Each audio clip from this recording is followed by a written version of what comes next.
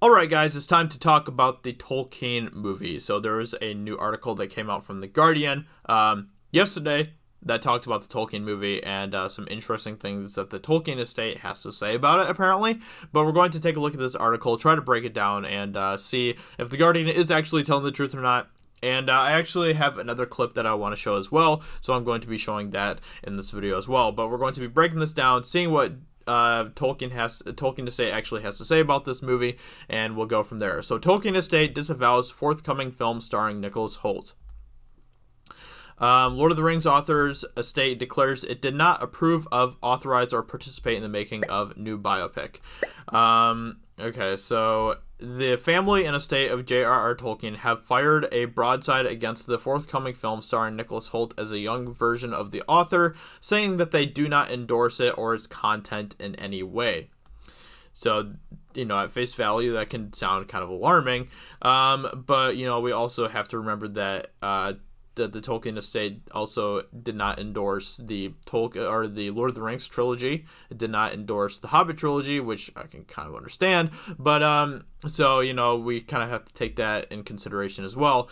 Out in May and starring Holt in the title role and Lily Collins as his wife Edith, Tolkien explores the formative years of the. Okay, this is basically just giving information about the movie. On Tuesday morning, the estate and family of Tolkien issued a terse statement in which they announced their wish to make clear that they did not approve of, authorize, or participate in the making of this film, and that they do not endorse it or its content in any way. A spokesperson for the estate told The Guardian that the statement was intended to make its position clear rather than heralding future legal action. Okay. Let's see. John Garth, author of the biography of Tolkien and the Great War, said he felt the estate's response to the film was sensible. I mean, so basically, all the Tolkien estate is doing is just saying, okay, we are not involved in this film.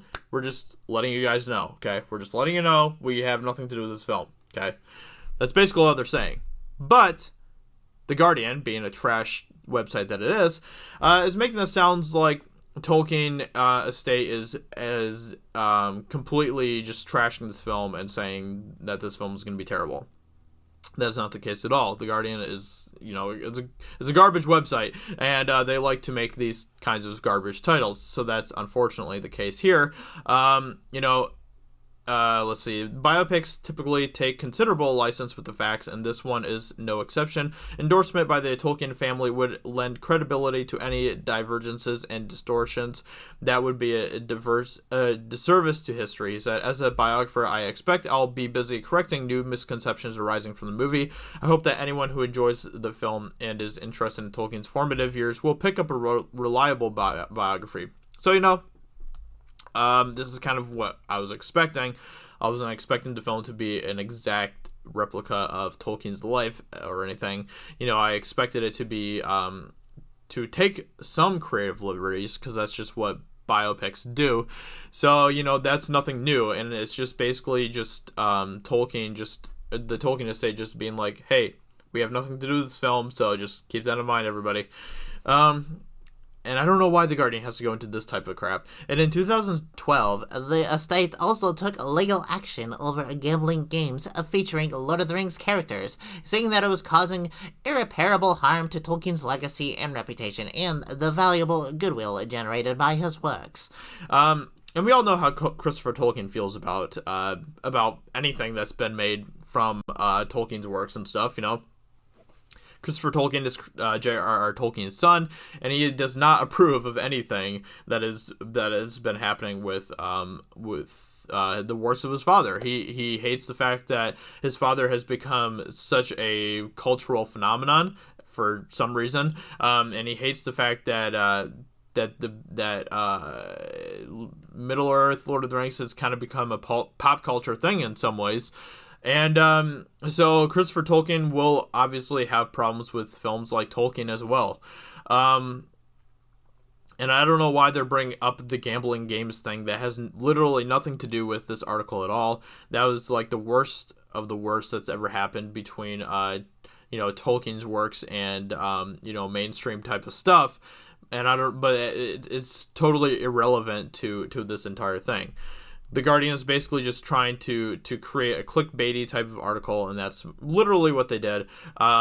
There's nothing alarming here that's being said about the film. There's nothing that we need to be alarmed about for the film, I don't think, because this is a guy, Cliff, who I follow, who is part of the OneRing.net, who is a really cool dude.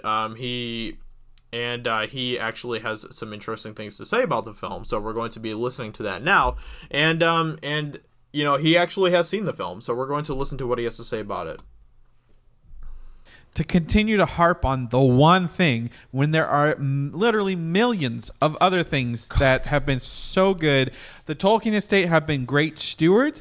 We as fans, we don't all agree with Christopher's opinion. I mean, let's quote Adam Tolkien, the grandson. Normally, we are just the opposite. We want to put the spotlight on that which is not Lord of the Rings. This movie should be celebrated by the Tolkien family because it does exactly that. It humanizes the author. He is not a professor in this movie. He is a child. He's a youth in love. He's not a professor until the last 5 or 3 minutes of the film. Spoiler. No spoiler. We already know. But like it says in the article on The Guardian, this is a movie that covers the first part of his life, the early part of his life. Okay? It's not the second half of his life. It's the early part of his life. There are people in the chat room that have been invited to some preview screenings, and people in the chat room are saying that the film does no injustice to the professor. It's very respectful. Yes, very, very respectful. And you know what I would say? Can I go a little further without breaking my non-disclosure agreement? It's at your own. Listen to what he's saying. There's an earnestness to the film.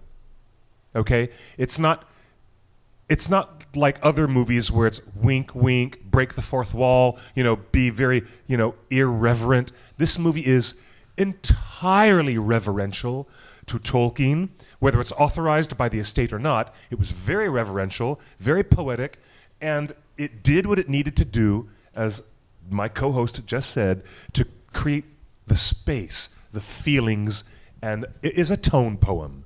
Like Claude Debussy, when he started composing his compositions, he threw the world of classical music for a loop. They didn't know what the heck he was doing. That's not proper form.